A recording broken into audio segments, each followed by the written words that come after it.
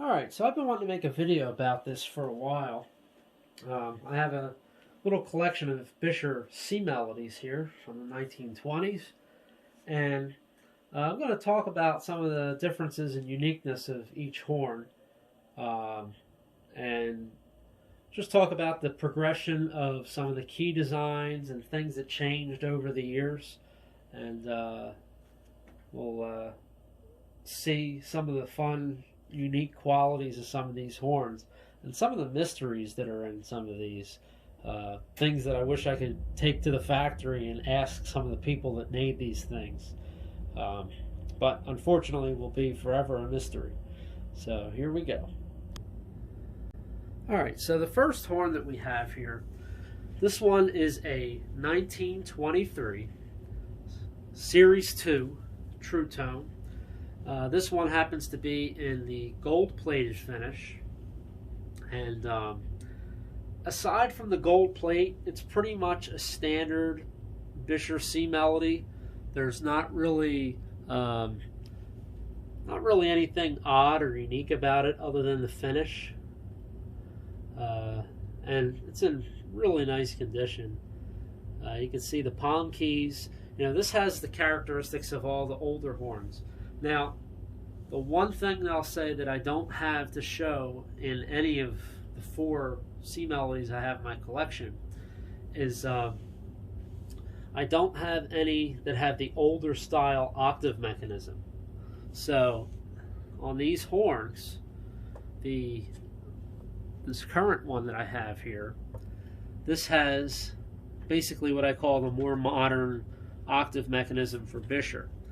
And what I mean by that is it has this kind of square block. Let me see if you can see it on the camera. Right in here, there's a square block, and that fits in between, kind of like a little guide.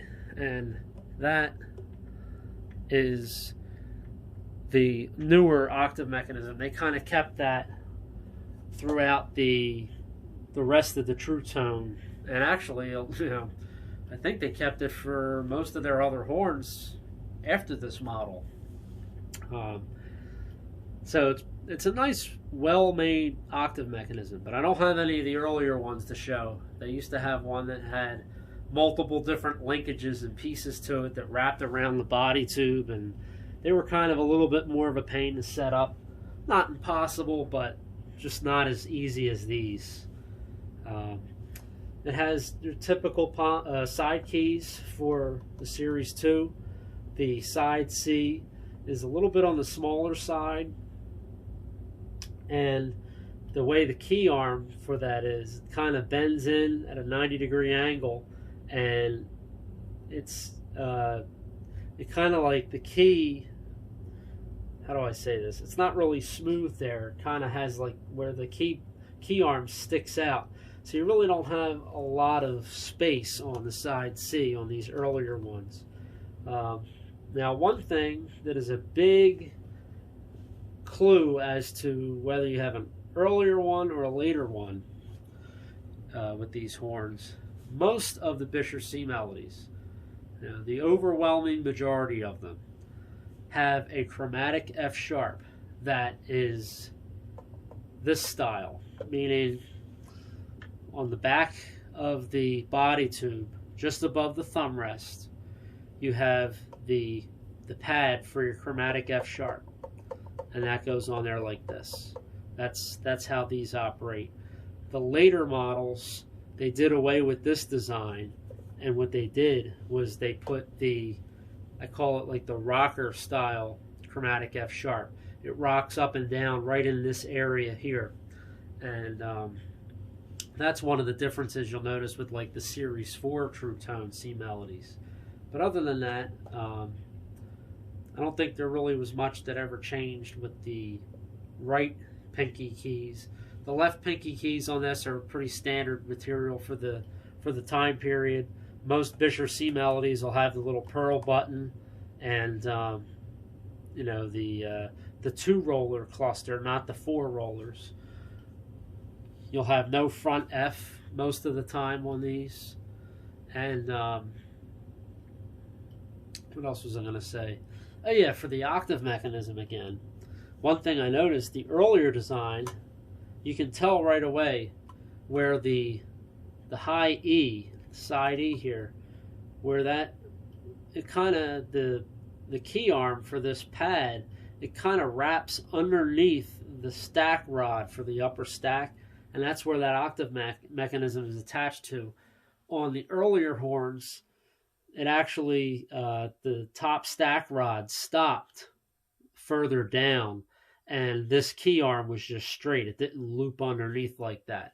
So that's kind of another way you can tell, looking at a picture or something, what type of octave mechanism you have on a horn. If you're looking to buy one, like I said, you know, they all work, but obviously if you can get one that has this design, it's a little easier to set up, and I think it works a little better than the earlier ones. You'll notice that there's kind of this hard V shape to the layout of the pearls on the upper stack, as well as the A key arm kind of has this hard right angle bend. And that bend disappears in the later years of the horn. They kind of put a curved, nice swept curve in there on that key arm instead of the hard right bend. The lower stack keys, one difference that you'll see with the later horns is the way that the D to E adjustment is. Now obviously these horns, these old horns, had the fork E flat mechanism on them. So in order for that to work, when you play the D key, the E key goes with it. So how they did that on these older horns is they put a small little tab. Let me see if I can show that. Let's see.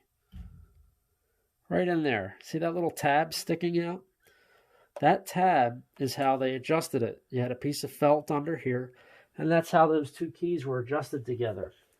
The later models, they did away with that, and they actually put a separate key arm that goes all the way down to the hinge tube on the low D key, kind of how their tenors are set up. So it was a much better design on the later ones, but also much rarer to find those. So most of the ones you see are going to look like these. There's no swivel like the later models had on the where the Buescher key arm adjustment is here.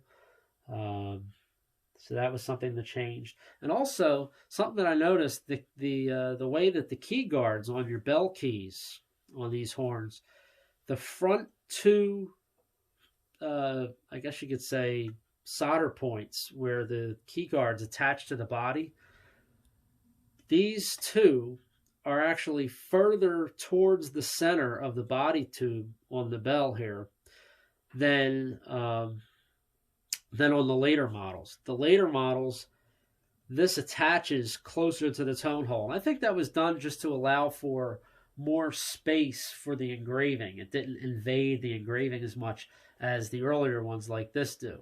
You know, this one being a gold-plated model has this really large engraving that goes all the way down to this joint here. And, you know, most of them don't go that far down. They kind of stop up in this area. But yeah, so that was a change. And you can see here the palm keys. You've got this one, the F. This one kind of, it jumps up over, what is it? Yeah, for the palm E flat, where the posts are that hold the rod for the palm E flat, the F has to jump over that post, and then it has to wrap around the side of the pad cup for the palm E flat. So it kind of, it's not a straight path. It kind of jumps up and goes around, and you know, it's not as clean looking as the later models had a straight key arm for the F. And also the E flat here, palm E flat, has this kind of, I call it a spoon key because it kind of looks like a spoon. If you take the key off and flip it over, you can see it. They did away with that in the Series 4s, the later ones. But yeah, It's very easy to tell C-Melodies, these Bueschers. You'll see a lot of different people say how to tell a Buescher C-Melody from like a tenor.